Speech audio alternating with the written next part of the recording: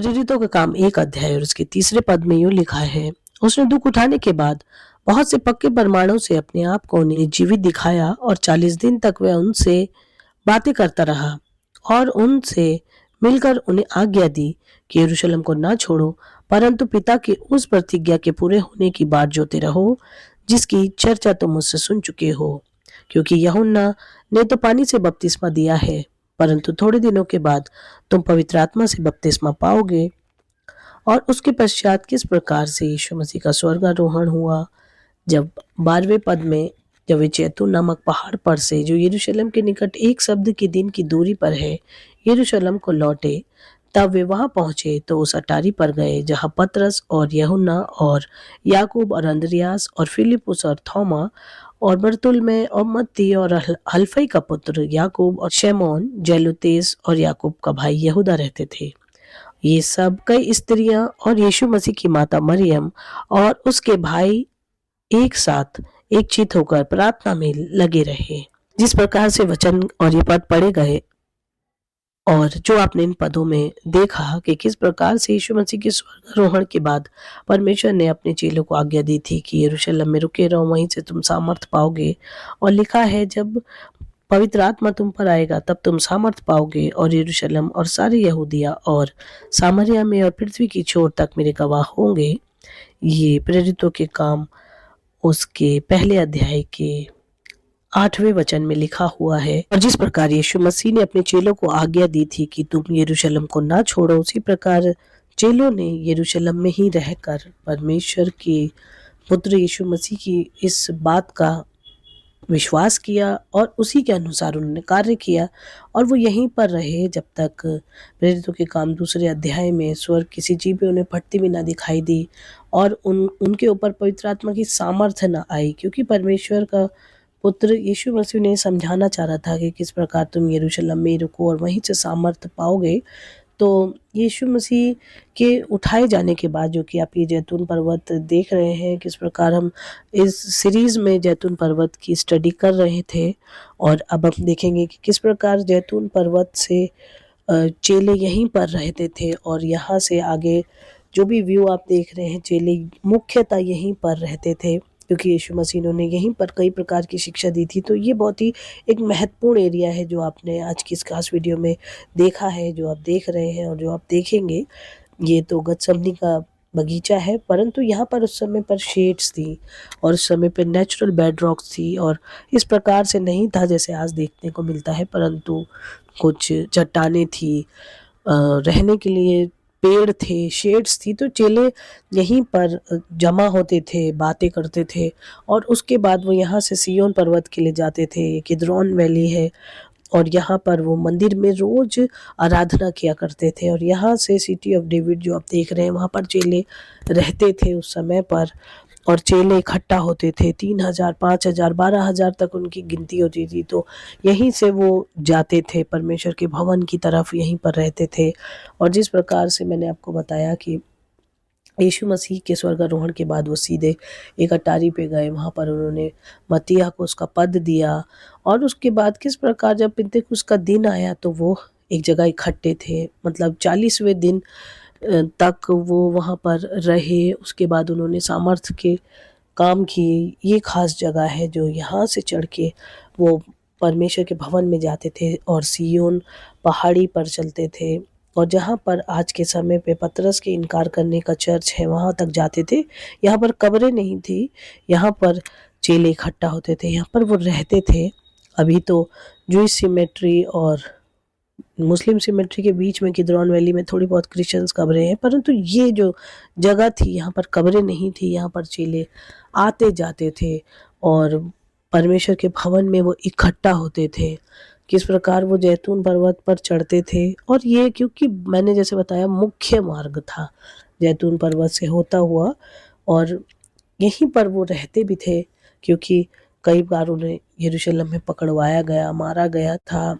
यीशु मसीह अपने चेलों को यहीं पर शिक्षा देते थे और चेले भी यीशु मसीह के जाने के बाद यहीं पर ही थे। बहुत से लोग आकर उनसे मिलते थे और यरूशलेम जैतून पर्वत के बात यरीहो और उसके आगे के मार्ग जो होते थे, राजमार्ग हुआ करते थे, सिटी ऑफ डेविड से आगे का मार्ग, यहीं से वो लेते थे। और आज की इस खास वीडियो में जो देख रहे हो आप और जो देखेंगे वो ये कि किस प्रकार से यहाँ से चेलों ने एक बड़ी क्रांति को लाया और चेले इन्हीं जगहों पर रहते थे। किस प्रकार से बाइबल की बातों पर उन्होंने विश्वास किया और स्तिफनुस की मृत्यु के बाद वो पूरी दुनिया में फैल गए, तितर-बितर हो गए। जिस प्रकार से आपने ये मार्ग कई बार देखा है, यरूशलेम की ढलान पर, जो जैतून पर्वत की ढलान पर क्या-क्या चीज़ें उपस्थित हैं, और ये वाला मार्ग आप अच्छे से आप देख लीजिए, क्योंकि ये उस समय पर इस प्रकार से नहीं था जैसे आज की समय में ये दिख रहा है। ये पूरी जगह यहाँ पर रास्ते हुआ करते थे, पहाड़ी हुआ करती थी, चट्टान हुआ करती थी और चेले और भी लोग यहाँ पर मिलते थे। जिस प्रकार प्रेरितों के काम 2 अध्याय उसके 37वें पद से लिखा है, तब सुनने वालों के हृदय छिद गए और वे पतरस और शेष प्रेरित से पूछने लगे, हे भाइयों, हम क्या करें? पतरस ने उनसे कहा, मन फिराओ और तुम में से हर एक अपने पापों की क्षमा के लिए यीशु मसीह के नाम से बपतिस्मा ले, तो तुम पवित्र आत्मा का दान पाओगे, क्योंकि ये प्रतिज्ञा तुम और तुम्हारे संतानों और उन सब दूर दूर के लोगों के लिए भी है जिनको प्रभु हमारा परमेश्वर अपने पास बुलाएगा। उसने बहुत सी बातों से भी गवाही देकर समझाया कि अपने आप को इस टेढ़ी जाति से बचाओ। अतः जिन्होंने उसका वचन ग्रहण किया उन्होंने बपतिस्मा लिया। उसी दिन 3000 मनुष्यों के लगभग उनमें मिल गए और वे प्रेरितों से शिक्षा पाने और संगति रखने और रोटी तोड़ने और प्रार्थना करने में लौलीन रहे।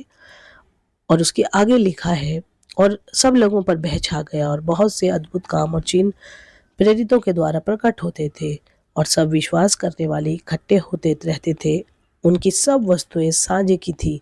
वे अपनी अपनी संपत्ति और सामान बेच बेच कर जिसको जैसी आवश्यकता होती थी बांट दिया करते थे।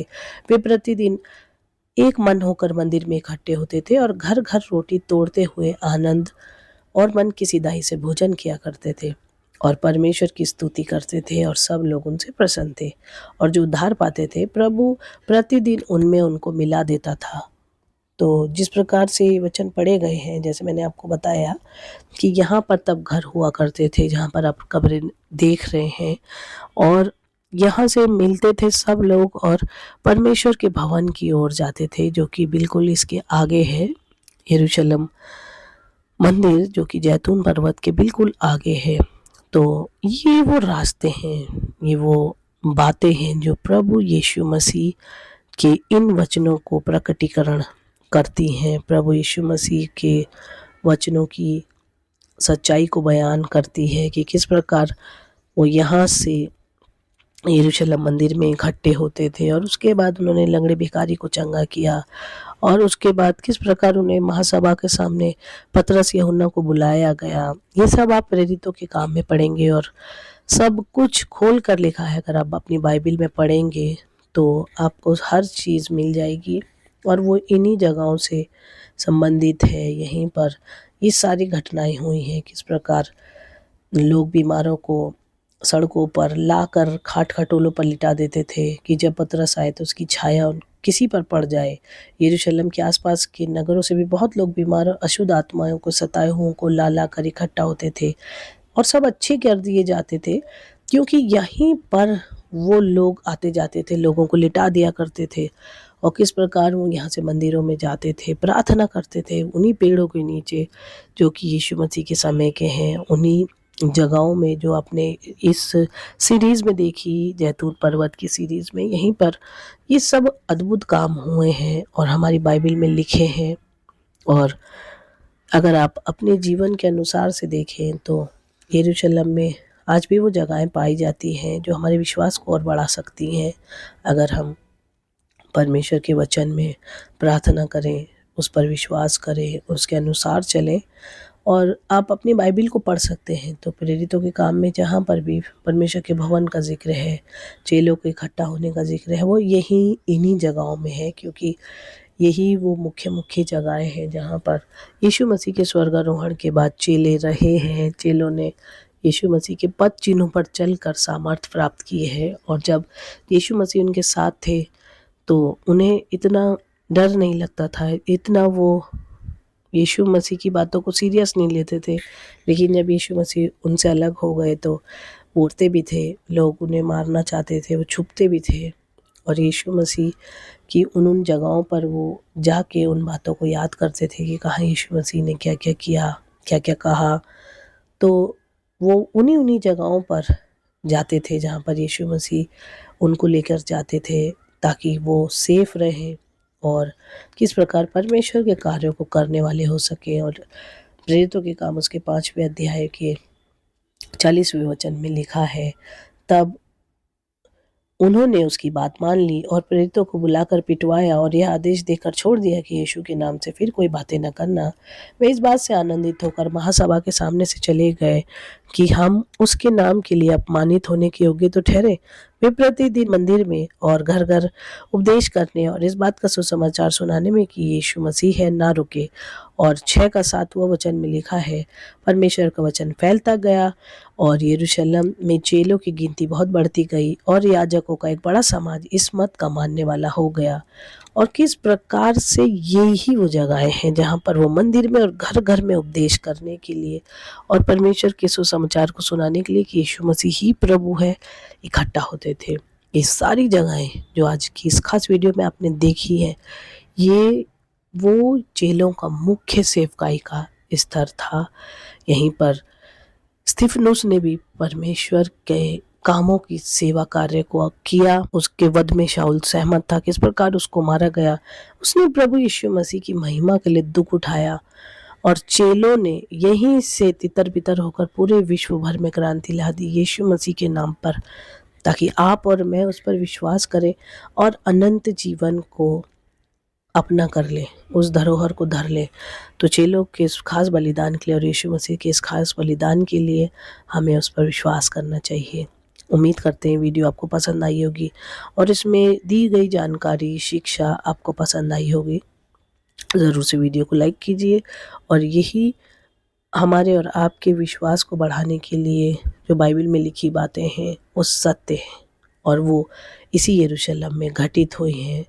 आप सभी के ऊपर परमेश्वर का अनुग्रह बहुत आयात से बना रहे।